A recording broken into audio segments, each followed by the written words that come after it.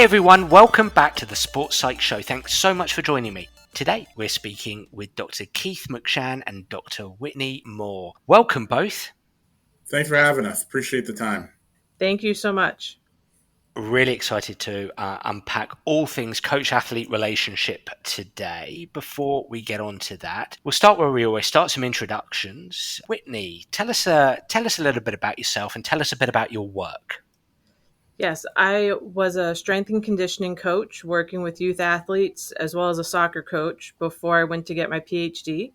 And I focused on how leaders, particularly in the physical activity domain, like coaches, can motivate their athletes to keep them engaged for a long time and give high effort as well. So I then had the opportunity as faculty to get to have Keith as one of my first doc students. And I'm currently at the East Carolina University.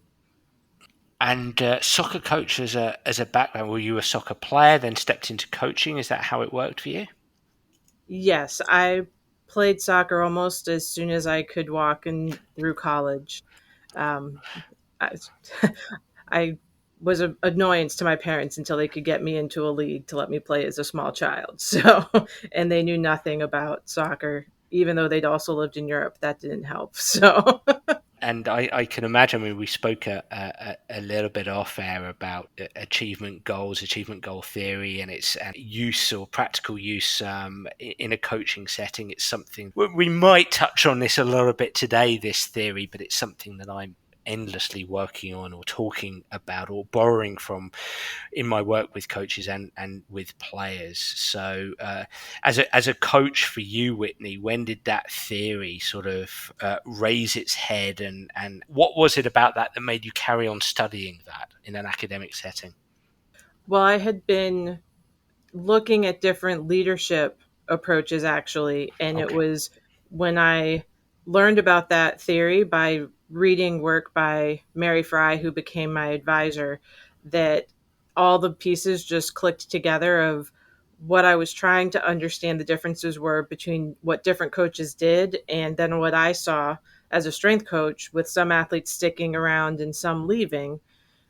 It all was explained by that theory. And so that's what got me to want to understand the theory, to do research on it, so I could then bring that back to coaches, especially in strength and conditioning, which was my specialty, to help them be as effective as possible. And in stunningly simplistic terms, would I be correct in saying it's essentially directing participants' attention onto either performance, ego, task, process, that kind of sort of dualistic approach? Yes. The one piece I would add that Mary and some of her colleagues introduced into the literature was the caring climate component, which was about showing your athletes that they're welcomed and valued as people, not just for what they bring as an athlete to their team. And that sort of rounded out what Nichols had been developing in the early 80s and late 70s originally. Nichols being Dr. John Nichols, and obviously did a lot of work with Carol Dweck. Carol Dweck, Glenn Roberts, and Joan Duda as well. Yeah. Yeah, absolutely. Well, super excited to touch upon some of that maybe when we speak to coach-athlete relationships. And in terms of coach-athlete relationships, Keith, coming to you, Dr. Keith McShan. I know this is a passion of yours, but tell us a little bit about yourself and tell us a little bit about your work.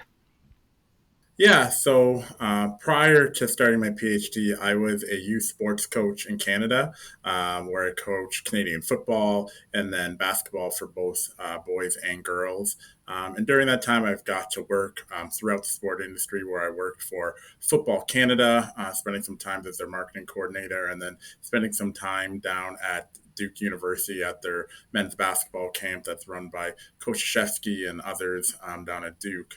But I got to a point where I wanted to go do my PhD, so that's where I met Whitney. I had about 10 years of coaching experience, and I started off with achievement goal spectrum theory in her lab.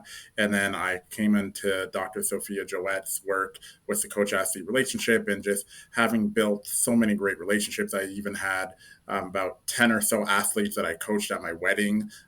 So I really believe in developing the coach athlete relationship, and seeing coaches where I did coach not have those relationships, and athletes not having the best of time with their coach. And an interesting thing in Canada is that a lot of the coaches are volunteers. So I would see all this turnover of, like, I'd stay to coach because no one was coaching at my alma mater high school, but then I'd see other schools, like, they couldn't find a coach or someone not qualified. And part of the reasoning of me wanting to do coach athlete relationship is, like, trying to show coaches, like, these relationships matter not just for the athlete, but they matter for you as a coach, and they're going to have all these positive effects for you. And that's kind of what the paper talks about, a systematic review of, like, all the 8,000 plus coaches that have been looked at regarding the coach athlete relationship in the literature, that there are a number of positive benefits of developing that relationship with the athletes. So that's kind of where my research is. I'm at Missouri State University right now, studying the coach athlete relationship and having a great time doing so. Well, this is it, Keith. I mean, listening just to what you've said so far, it's obviously something that you're passionate about. And so many coaches, as you say, we ride the gamut of coaches. Some are volunteer coaches and they just fall into coaches. Maybe mum and dad fall into coaching, or someone just wants to fill their spare time, right the way through to maybe the elite adult end of coaching, where there are full-time coaches or talent development pathways. And so not everybody who enters coaching considers the relationship side of things significant. And yet it absolutely is, isn't it, Keith? It's something that it's something that needs to be cultivated, that needs to be worked on potentially.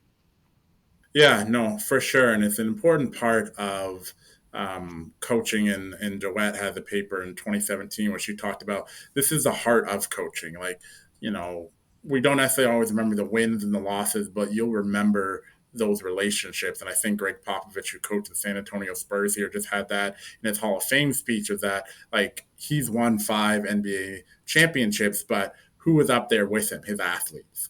Going into the Hall of Fame. And you remember those times. And I can think of, I've had athletes come work with me at summer camp. I've written letter of references. I've been at athletes' funerals, which is hard to believe, coaching high school kids, and just what that looks like for the coach. So coaching is more than just X's and O's. It's more like they talk about, you know, the Jimmys and Joes and Janes and Jeanettes or so on. But back to Dr. Moore's point of, it's about the climate that we create too, of how we create and manifest the coach-athlete relationship. It just doesn't happen there. It has to be some intentionality behind it. And we know from the athlete's perspective, and we have 30 years of literature showing that this is something that's really helps with group cohesion, helps with their satisfaction, their confidence.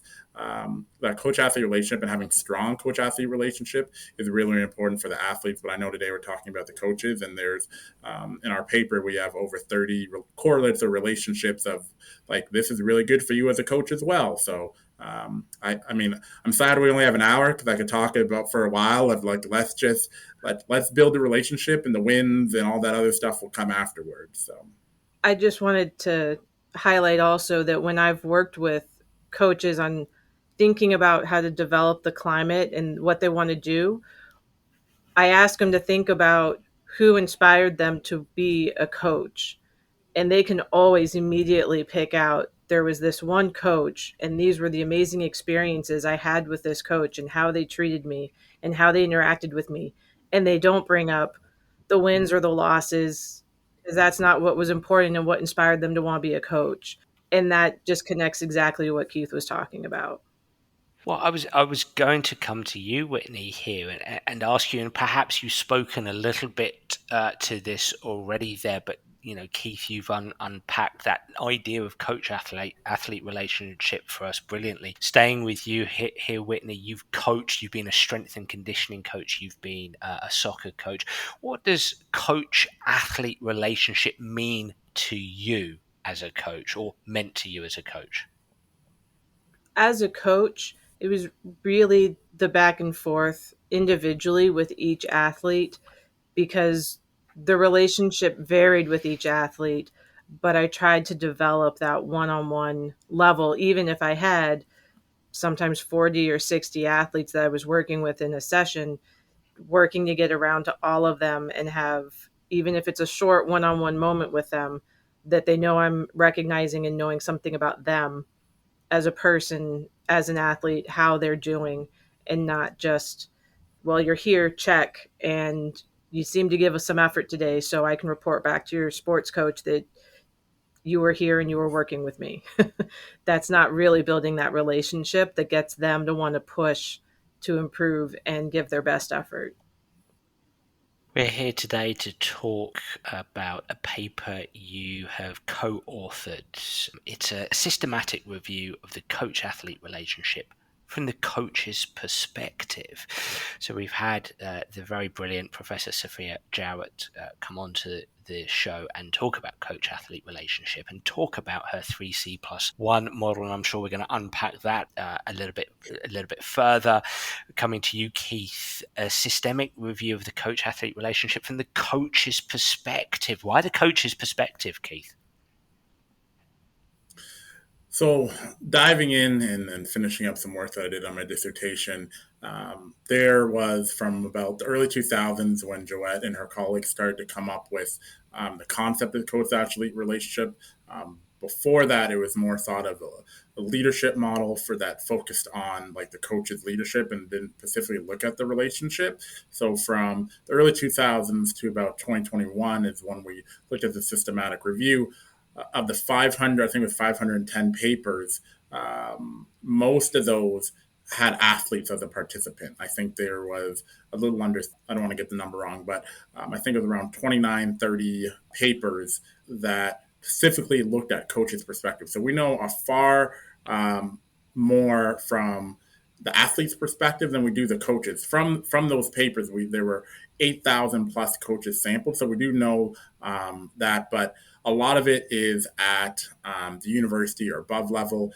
Some of the adolescent coaches that coach at the youth level, we don't know as much. So really trying to unpack like what do coaches find with the coach-athlete relationship?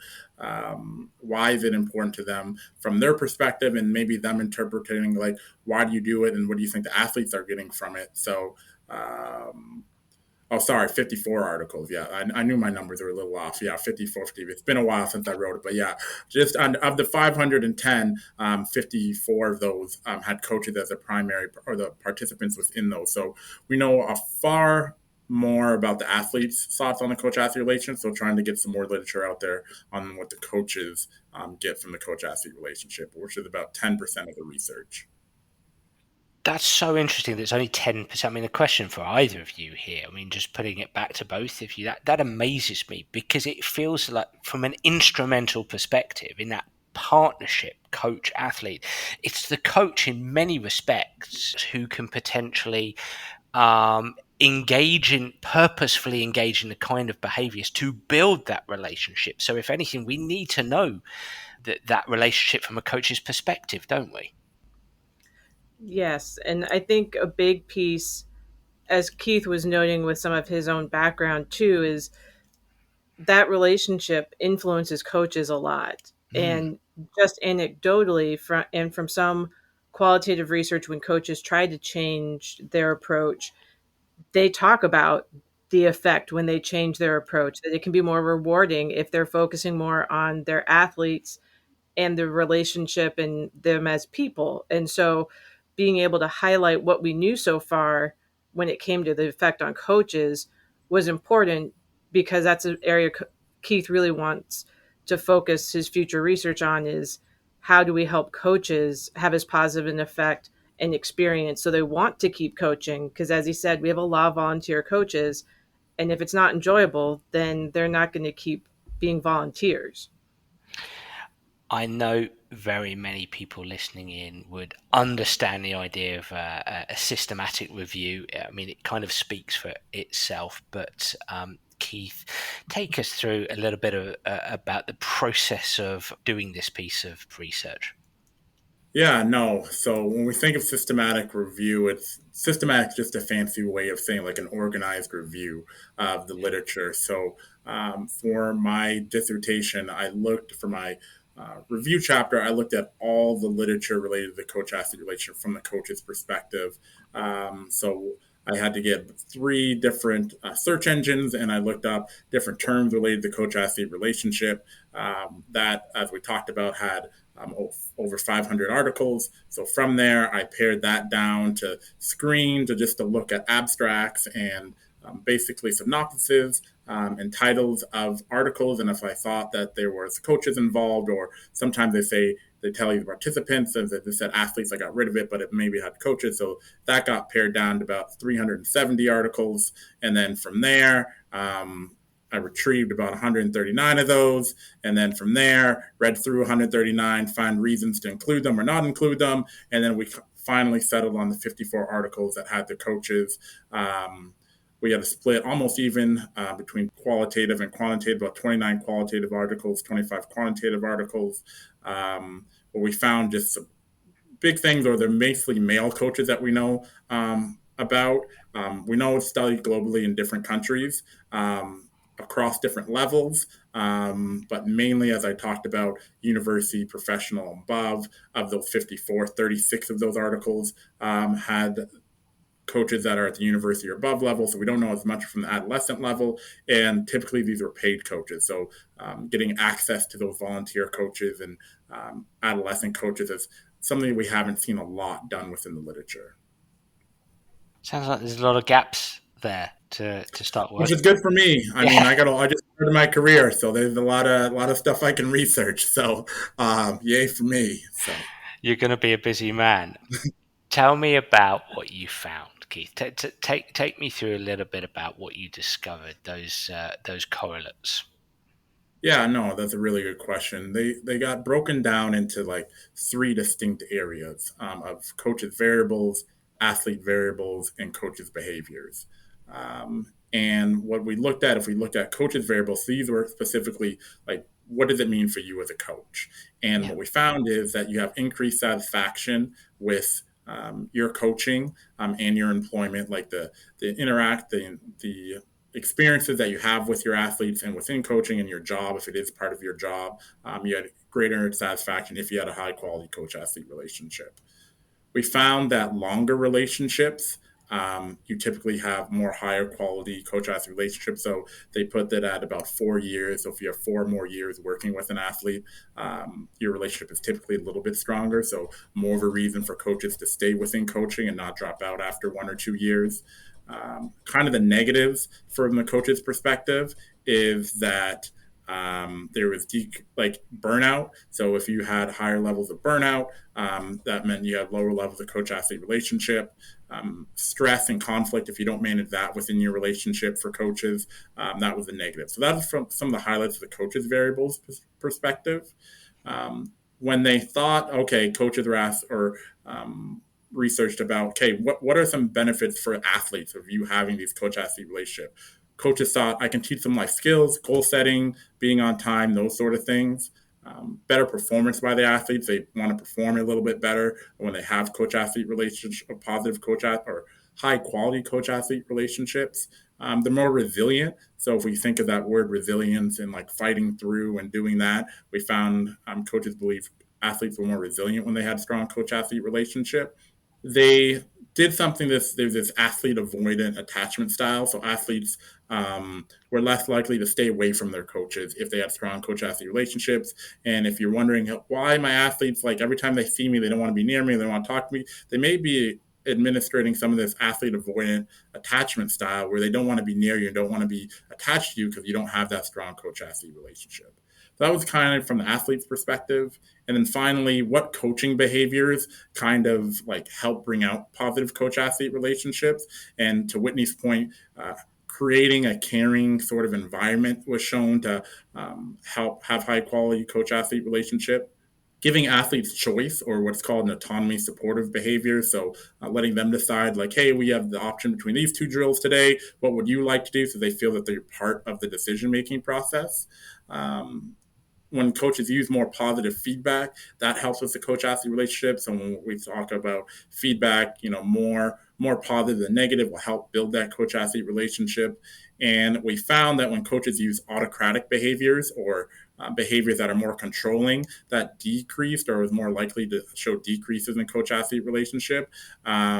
And then if coaches thought they didn't have a strong coach-athlete relationship, they're more likely to exhibit those avoidant attachment styles themselves, that they didn't want to be anywhere near their athlete. It was more like a business or transactional relationship where they would avoid their athlete. So those are kind of the highlights of coaches' variables, athlete variables, and kind of coaches' behaviors that we divided the paper up into.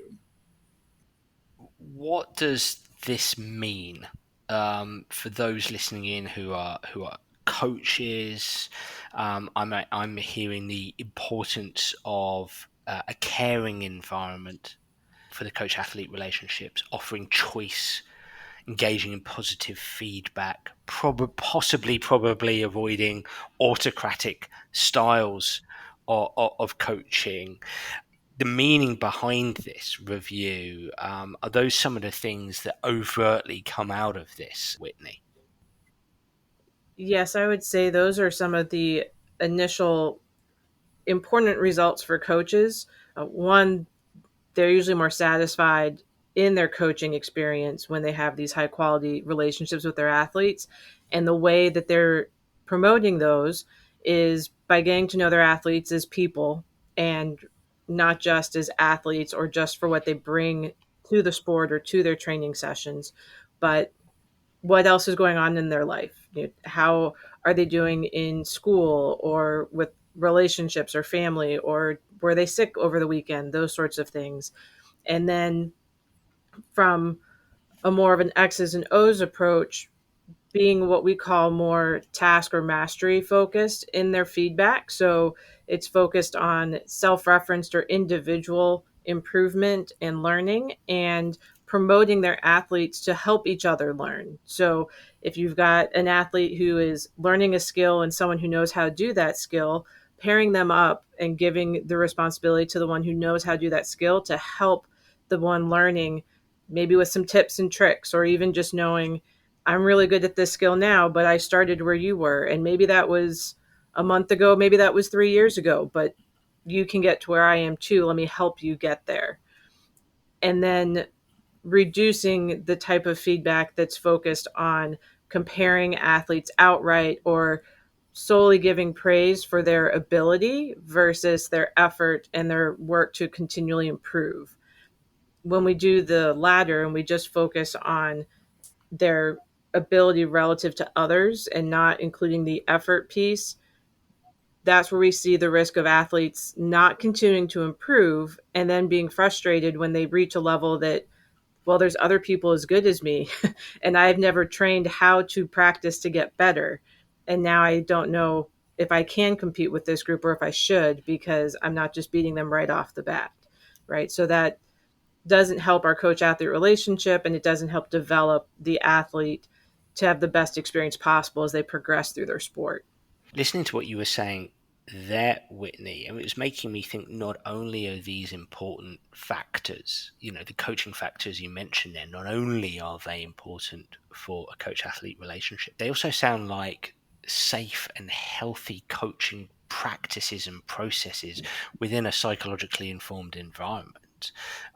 It makes me think of how we actually can be quite greedy in coaching. We can have our cake and eat it. Essentially, we can develop a psychologically informed environment and have a positive injection into our coach-athlete relationships as well. Yeah, when we are creating that caring, task involving, and that autonomy supportive where athletes get to have a voice in the experience, those are all connected to athletes reporting better mental health outcomes and less of the things we don't want to see, like less stress and less anxiety in general, as well as related to their sport performance, right? So whether we're thinking about it from the athlete as a whole person or in trying to optimize their performance levels, we want to try to reduce their anxiety so that they can focus on letting their skills shine versus getting caught up in what mistakes they might make and being afraid to make those mistakes versus seeing those as learning opportunities. As we're speaking here, it's making me think of some of the dissenting voices that we might come up against, some of the voices that perhaps suggest that this sounds all very nice, but at the level that I am coaching at, well, we have to win. Bottom line, players have to know that we have to win here. I mean, Keith, what kind of when you think about the stuff we're speaking about, when you think about the coach-athlete relationship and the kind of stuff that maybe the socio-cultural pushback within sport has been, well, this sounds a little bit fluffy. We've got to go out there and win. What's your response to those kind of dissenting voices?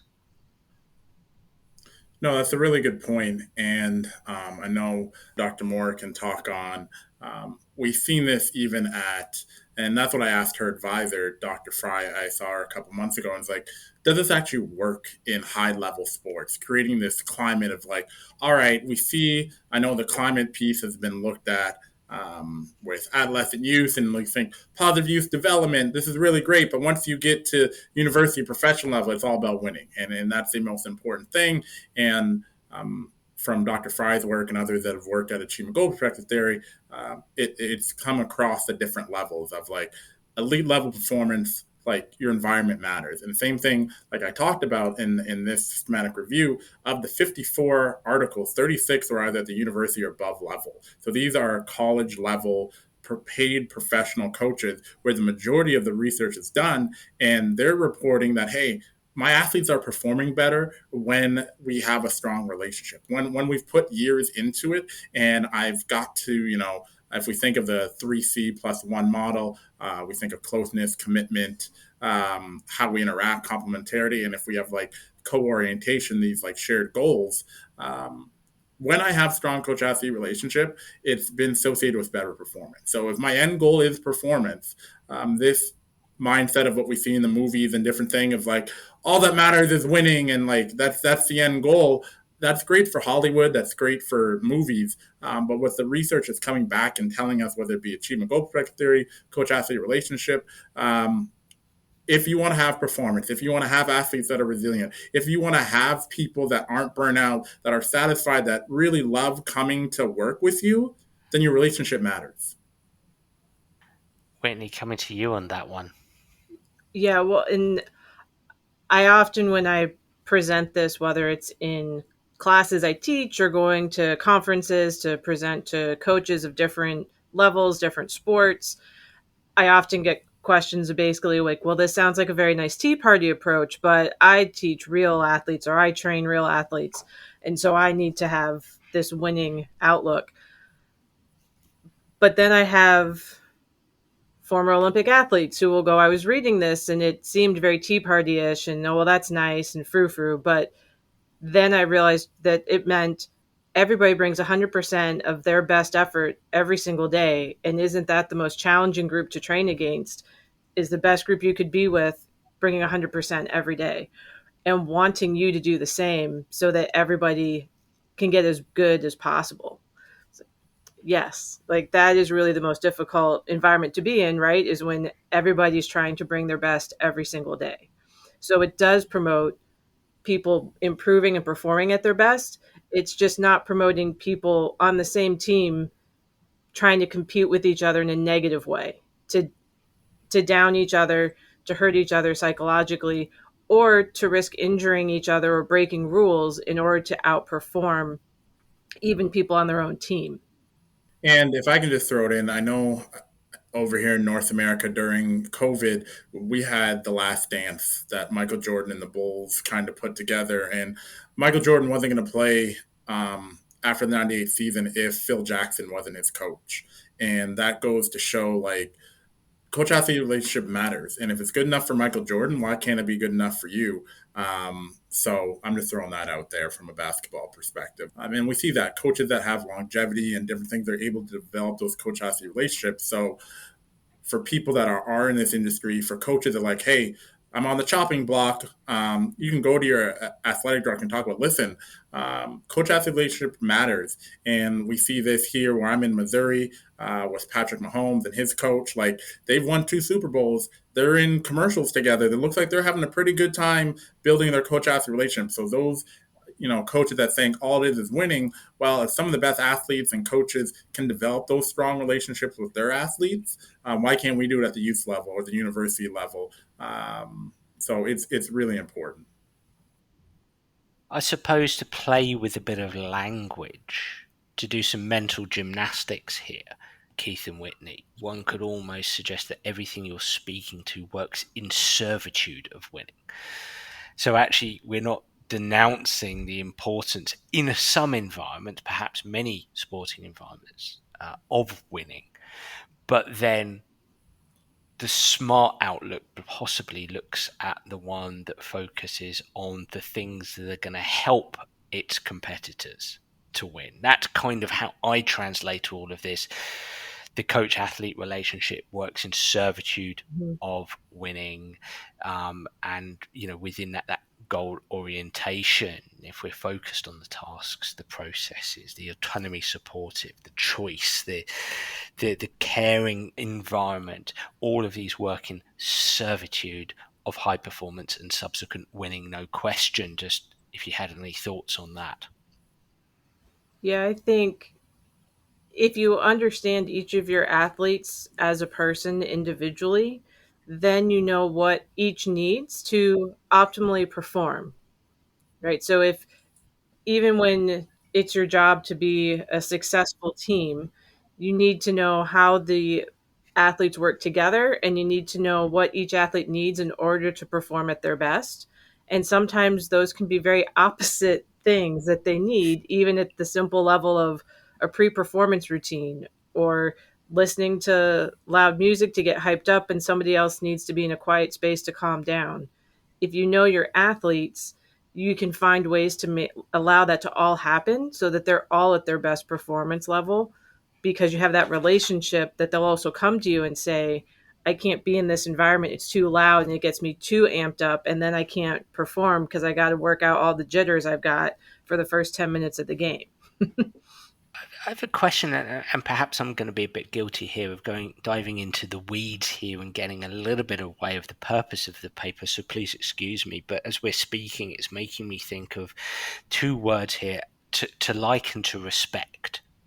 And I don't know if either of you can speak much to this question, but within coach-athlete relationship, does there have to be a liking? Because I know Professor Sophia Jarrett talks about closeness of relationship, and I think actually we had a conversation about this. Does there have to be a liking element here?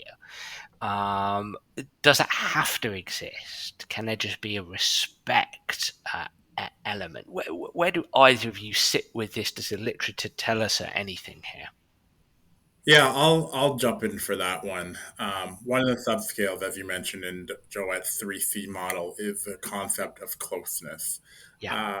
And closeness is the emotional kind of closeness between the coach and the athlete. And part of that is the liking, the trust, the respect. Those kind of things make up the closeness. So, not necessarily that you have to hit on all those, because I know that, hey, you may not have to know like when all your athletes' birthdays are, when the anniversaries and stuff are, but that level of respect that they have. So, are you doing things that are respectful? Are you creating climates where there's fair treatment of individuals, where you're explaining like, this is why you're not playing. Listen, I've had coaches where we weren't the best buddies, but I respected that they told me like, hey, this is why you're not playing or performing, and they did it in a respectful way.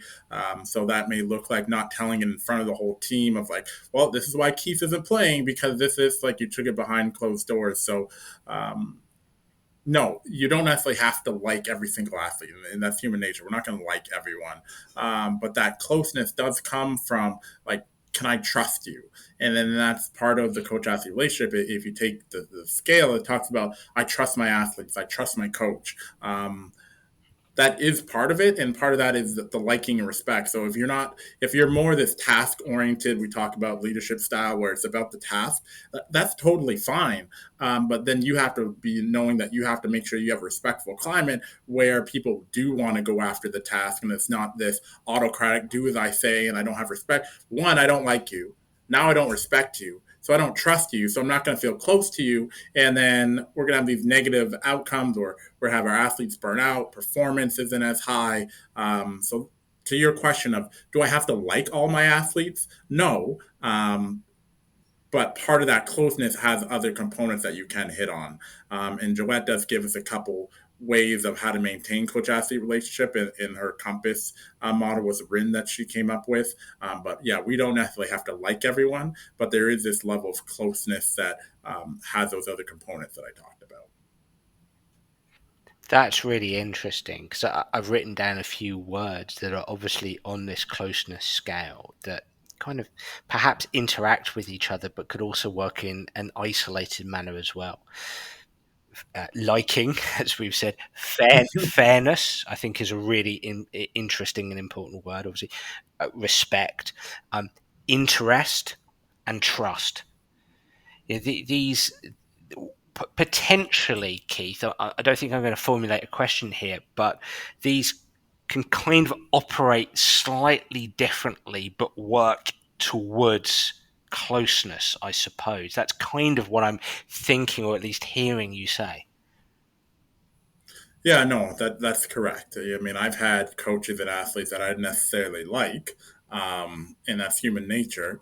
So maybe I focus more on the respect part. Okay, we're not gonna see eye to eye. I don't necessarily like you, but listen, I'm gonna show up every day and give you my best, like your best. And to Whitney's point of, I'm still gonna have this climate or this environment where you don't necessarily have to like me, but you are gonna have choice in what we do, and you're gonna have the choice of, if you show up, I'm gonna give you all these opportunities to be successful, and that's part of the relationship. And in the second part of the coach athlete relationship that Joe talks about is that commitment piece. So, listen, if you want me to have this respect and trust, you got to be committed to me over a period of time. Like, I got to be committed to you. You have to be committed to me within our relationship, and that can help if we're not so much on the liking part. If we're not, buddy buddies going out for a drink afterwards, or those sort of things.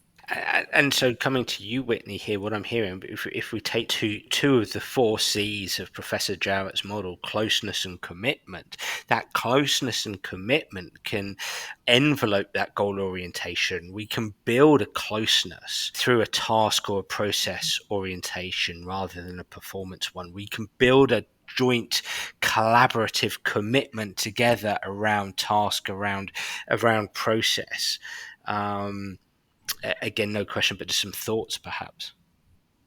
I agree. And I think it's important to highlight, and I think what you're getting at too, is that this doesn't mean that everybody as athletes and coaches have to be best friends and want to spend all of their waking time together, but that we are Okay. getting to know each other as people and understand maybe where someone's coming from, or even as Keith was saying, if you give two or three options about the difficulty level of a drill or finding out what skill your athletes feel like they need to work on, that might illuminate something that as a coach we weren't seeing or wouldn't have anticipated, right? But by getting that feedback from our athletes, letting them have that voice, now we can help them improve on a skill that maybe we thought they were good at and that wasn't what was causing them concern. So it doesn't necessarily mean it has to be we're going to be best friends and do everything together, but that I am going to learn about you and I want to hear how you're doing in the sport, what's influencing you, how you're doing in general as a person, so I can help you be successful in the sport and carry that outside to other aspects of your life, right? Have that transference, because we can learn lots of great things in sport, but only transfer them if we're helped along the way by the coach encouraging that process. It's making me think of, coming back to you here, Keith, that the instrumental nature of that relationship, that we have to do it on purpose, we have to do it deliberately. Perhaps in coaching we get a little bit lost in our session design, the classic X's and O's, the tactical preparation. But actually, if every day, every activity in every session we could look to cultivate closeness, cultivate commitment, that's got to be a powerful place to be, right? Yeah, no, for sure. And I think there's a lot of tools that we can use to help us make sure that we are um, developing a coach-athlete relationship. One thing that's within the literature is the concept of a sociogram, where I put myself in the middle as a coach, and I can draw arrows, like positive arrows for me of like, have I tried to make a connection with this person? And then have they accepted me? So then you can draw a positive arrow back to you on a piece of paper. If they've rejected you, then you could have like a rejected line or a dotted line showing that's a fractured relationship. If you haven't made a connection with an athlete, then you wouldn't put an arrow there, and that kind of visually can help you look at like, hey, this is, and sometimes we look at this of rejection and acceptance, but we can look at it from a coach-athlete relationship standpoint too, of this is who I've made relationships with, this is who I haven't made relationships with, and maybe next practice or I go out and just try to talk to them and to see how their day's going. So there's small little things like that that those proactive meetings that we can have where we are meeting and we have these during the season meetings, like, hey, how are things going? I'll just check you in. This is where you're at, kind of thing. So being intentional with it, kind of like we are with our X's and O's, was a lot of times when I was trained as a coach, okay, here's how you make a practice plan. This is how you design drills and all this stuff. And you're taught that. But the relationship part, if we can get this in some of the more I know I'm going on a little bit of tangent, so stop me if I'm getting too crazy. But how can we get this into our training of this is important? If we want to have athletes that stick with us, if we want to have job security to show that, our athletes are behind us. If, oh, you can't fire my coach, like they mean so much to us. This is important. So taking that intentional time of doing a sociogram, having those intentional meetings are just some ways that we could build our coach-athlete relationship. But Joette talks about with Rind, there's this model, this compass model, and it spells the word compass, where the C part is conflict management. So I'm using proactive strategies. So those autonomy supportive climates, for instance. So when conflict does arise, we're giving choice of how we want to handle it as a team or within our relationship. I have this level of openness. So can you come into my office and talk about issues and feelings? And we're seeing within the literature now that athletes want, especially after COVID, they're having a lot of mental health and different things like that. We are looking for being able to talk about these things, and coaches want this. And I'm doing a study with a colleague at Ohio State, and we're finding, at least at the high school level after COVID, like, I need help with my mental health and I need someone to talk to. Is another way to like build this coach-athlete relationship. A lot of us are good at this part, the motivation or the M part of the compass model. So it's about effort and motivation and enjoyment, and that kind of goes back to Whitney's point of task achievement goal perspective theory. How do I define like success, and like, do I define it from a task goal perspective where I'm giving a lot of effort and that's how I define success, or is it an ego which I have less control over where I define success if I only win? Um, there's this P part, so positivity. Are you adaptable in that fairness piece that goes back to respect and trust? Am I being fair within my coach-athlete relationships?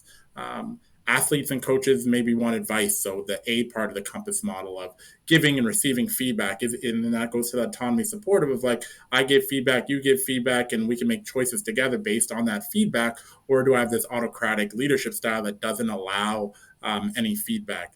The S is support. So am I available to you? Am I committed to you? Do I have, and there's these 7, if we think of social support, there's like 7 different types of social support. So there's listening, emotional, all these different types of support that I can give. And then lastly, social networks. Are we spending time with each other outside of sport? Do we have team parties, or do we, talk about things that are not maybe related to sport? When we're out on the road and on the bus, do I talk to you on the bus? So those small little things, if we think of compass model and maintaining our coach-athlete relationship, those are some ways to remember in a quick way of like, all right, am I hitting these different things? When conflict arises, do I have a plan? Am I open? Motivation, positive advice, social support. So a lot of fun stuff that's in there. So yes, I forget what the question was, but compass model is really fun too. So I think you answered. Well, and I think to tag on with what Keith was saying, I also sometimes hear coaches get concerned about having to do it all and feeling like, well, I get to know these athletes, and then I recognize this athlete is dealing with some challenges that are above and beyond my skill set and what I can do. And that's where recognizing and being able to say, from a position of respect and trust with that athlete, I think it would be good for you to talk to and refer them to someone who can help them, whether that's from a nutrition side or a psychological side. It's not that you as the coach have to take this all on, but if you're building these types of relationships, then you can see it early rather than when it's a really late, I'm burnt out, I'm leaving, I'm so depressed, I don't want to be getting out of bed situation. I love everything you've said, and the compass model is packed with so many useful ideas. And there's two things I was instantly thinking of, that so much of this can be done on the grass or on the court, in our activities. And yes, that makes it demanding for coaches. And actually, we can come on and just speak about, having empathy for the challenges of coaches, because as you've said there, Whitney, so many coaches, whether they're listening in or just in general, will go, "Oh, there's so many demands on us anyway." So absolute empathy for them there, and we'll speak to that in a minute, I'm sure.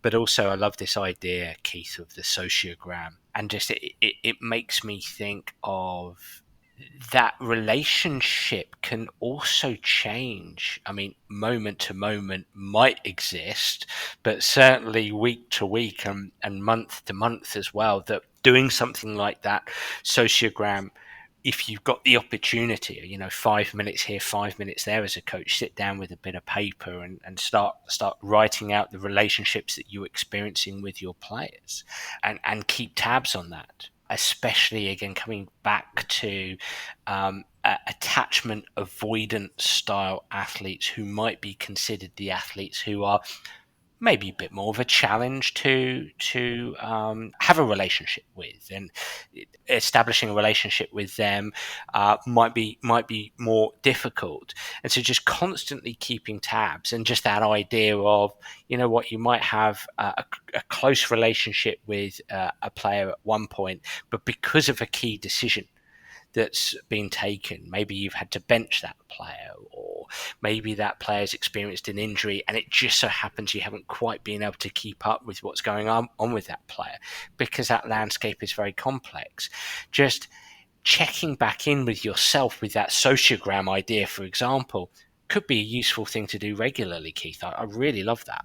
yeah, no, I think it's something that's really, really great for you to look at, and I've seen some where like you put athletes maybe a little bit further out for ones where their relationships really out, and some that are closer if there's closer relationships there. But one of the things in literature too is the peer-to-peer relationship is important. So I know I personally have used that. Of I had one of those more difficult athletes, and he was an absolute goofball. And I was ready to just like pull my hair out. So I got one of his friends and to have a conversation with him, and to use those peer-to-peer relationships. So using, it doesn't all have to be on you. If you have team captains or people that are part of your team, like, hey, listen, you want, person X to do really, really well, but they're being a knucklehead. But I know you guys are friends. Can you help my knucklehead athlete out here so that we can have this environment? And when we have strong coach athlete relationship, the literature, Joanne had a paper in 2004 that she co-authored about group cohesion, and they looked at like our group cohesion will be better when we have these strong coach athlete relationships from the athlete's perspective. And that athlete that I talked about, he ended up being an MVP for us that year. He ended up being a police officer. So just using peer-to-peer relationships can help, and just investing. It's kind of like parenting of like, you don't know how this is going to end. I just had an athlete call me the other day out of the blue and like, hey, I'm having my first practice tomorrow with a group of girls. How do I like do a practice plan? And like, so you may be hyper focused in your season or whatnot. But if we're thinking, if our goal as coaches to have these lifelong relationships, and we know with coach athlete relationships, the longer they are, the better the quality of the relationship, and that can continue once the playing days are over. So taking this broader focus view and not focusing just on our season or our next game, but like what is a long play? Like to Whitney's point, I care about you as an athlete. And caring, like showing caring qualitatively, really has been looked at within the coach athlete relationship. That matters. So you may not think you're doing a great job now, but 10, 15 years ago or coming in the future, they may send their kids to you or have these positive experiences, and that can go into their coaching. So caring about your athletes is really important. It can help build that coach athlete relationship. Keith, I'd be really interested to close out the show today speaking a little bit to coach well-being, coach stress, burnout, because these, I believe from reading the paper, I believe from something you said earlier, that these are variables that influence the coach athlete relationship. I mean, can you speak a bit to this? How do they influence, and what can we do, what can we consider when it comes to burnout, well-being, stress for the coach, and that relationship? Yeah, for sure. And what we found in the systematic review that these, they're not like peanut butter and jelly. They don't necessarily go together. When we are stressed out or burnt out as coaches, our coach athlete relationships suffer.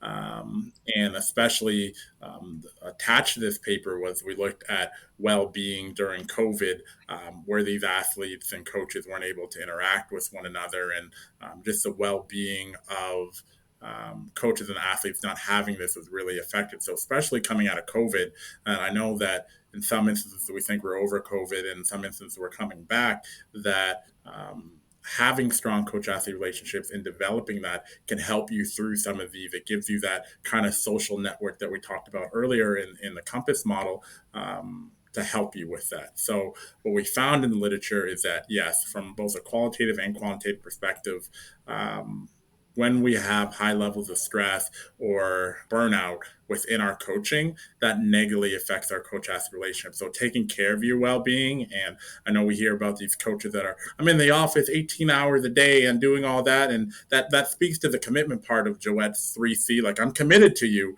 but there might be these different negative effects. So take some time for yourself and to have positive well-being, and not necessarily burn yourself out, because that's when our attention is short and all that, and we can't give as much to those relationships. Sounds to me, Whitney, like not only do you need to be committed to your athletes, you also need to be committed to your own sense of well-being. Yes, that when we're caring for our athletes, we get that positive reinforcement back from them as well. And so that's why we see with coaches having a higher coach athlete relationship, they also have higher satisfaction with their coaching because it's a more enjoyable experience, right? And they are able to handle conflicts in more positive ways when they have that higher relationship with their athletes.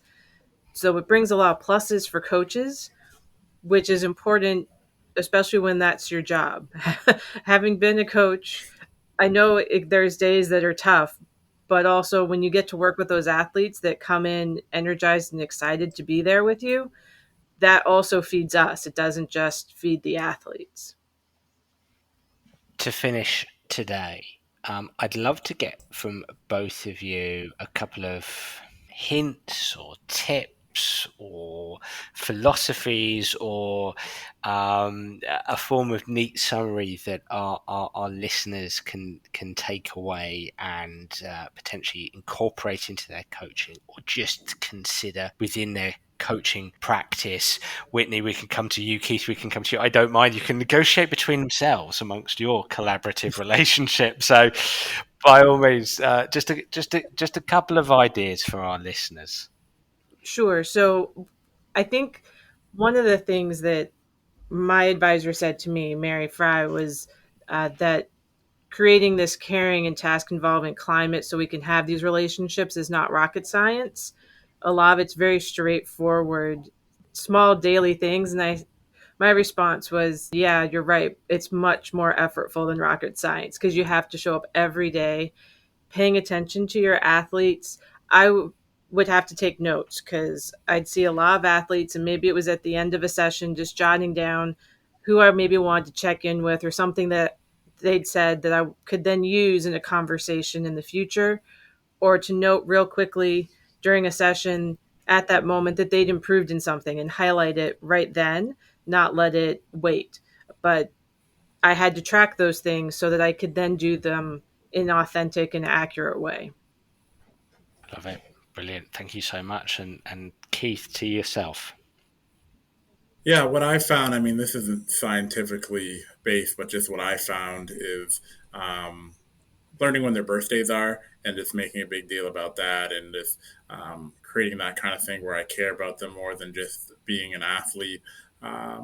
Where I do have that intentional time where I stay after practice, just in case someone does want to talk. I can learn a lot about TikTok and what's going on with boyfriends and girlfriends after practice, but just making it part of my practice plan of, all right, before we start my introductory, like, welcome back to practice or whatever, finding out what's going on with them in their lives, and finding out what's going on if you're in a school setting, as we have here in North America, like how classes went, our exams coming up, so maybe we need to have a shorter practice, keeping up on that. That can help build the commitment. So do they have a little brother or sister at home that they're babysitting? So for me, I would keep notes maybe on athletes. So at the end of the year, when I did their report cards, kind of feedback on them, I can make it tailored to their performance. And I'll end with this story. Because I took an interest in athletes and that kind of thing, I wrote in one of my athletes, hey, I wanted to play you more, but you weren't in shape. And I came back that summer, and who was flipping a tire all around the track? This athlete that would just flip in and flip in, and now he's in the armed forces now. But he told me, like, if I didn't say anything, if I didn't take that caring environment with him or let him know that I have this personalized approach with him, he would probably been an out of shape high school kid, and this really affected his high school. So if I can end the plea to whether you're in the UK, North America, wherever you're listening to this, for the athlete, there's tons of literature of satisfaction, group cohesion, getting along with each other, teaching life skills. There's tons for the athlete that is positive. But for you as a coach, like, you're going to have satisfying, like, coaching experiences. You're going to get those athletes that are going to perform better and be resilient. You're going to have less burnout, hopefully, conflict you'll be able to manage if you put just a little bit of time, just asking how your day is going, and generally caring at the beginning of practice, staying after practice, and writing in your practice plan of, like, hey, Susie wanted to do this drill and they really like this. I'm going to let them run it and lead it, to give them that autonomy, supportive climate. So it can just be small little steps. And I'm sorry that we only have an hour because I could keep on going. But coach-athlete relationship is really, really important. I love how we were here to talk about the empirical, but you ended it on the experiential. So that's absolutely perfect. That's wonderful. And I'm even though we've got an hour today, I'm absolutely positive we'll have both of you back on to speak more to this, Keith, and maybe to unpack goal orientation and achievement goal theory with yourself, Whitney. I can't thank you both enough for coming on talking to us today about the coach-athlete relationship. And I know you will have tapped the interest of those listening in. So coming to you first, Whitney, how could people potentially find you, follow you, and get in contact if you wish to be contacted? Yes, I'm a professor at East Carolina University, which is a little confusing because that's in the state of North Carolina, but it's right on the eastern coast, so almost on the ocean. And so you can reach me there. I have a bit of a funny email. It's more my last name, er22@ecu.edu. And you can also find me on LinkedIn and Twitter, EWGM10. Fantastic. And coming to you, Keith, again, how can people find you, follow you, and get in contact if you wish to be contacted? Yeah, no, appreciate that. So I'm an assistant professor of sports psychology at Missouri State University. So my email is my first name, Keith, Keith, last name McShan, M, C as in cat, S as in Sam, H as in ham, A-N, at missouristate.edu. I'm also Keith McShan on LinkedIn. On Twitter or X, whatever it's called these days. It's at Keith_McShan. So love to hear what coaches are doing, whether it be in the UK, North America, or wherever they're listening. But just to be able to talk, if people want to get involved with research or want to know more about some of the fun stuff that we're doing down here in Missouri State. Superb. Thank you so much, both of you. Thank you. Thank you kindly. Well, everybody, I really enjoyed that podcast, and I'd love to hear what you, the listener, think. So please do get in touch via Twitter or Facebook or through my website, danabrahams.com, to tell me what you think of the Sports Psych Show. And if you do have any suggestions, I'd be delighted to hear them. I'm already looking forward to next week's episode. Bye for now.